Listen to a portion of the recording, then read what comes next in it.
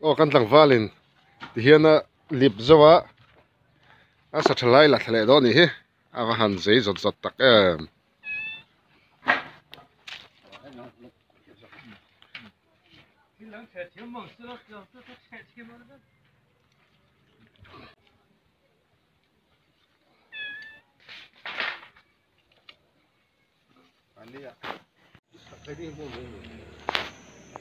chỗ nào chân lệ mê kê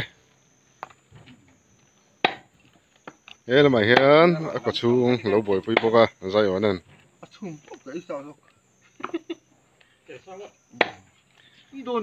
là hiền mày là tên nó sa sa thung à ala mo jan tin je la ka zulam ka ro het tan ni la om lo to ka zulam ma ya ba nó to đấy ở đâu ngay rồi mo ba ra masala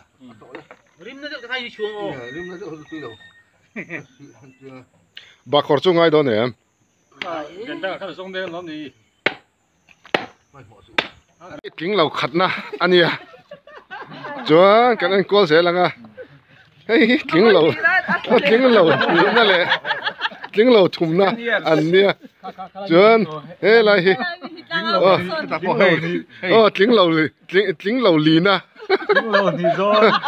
hey kính lầu nị giòn anh về chung à chúa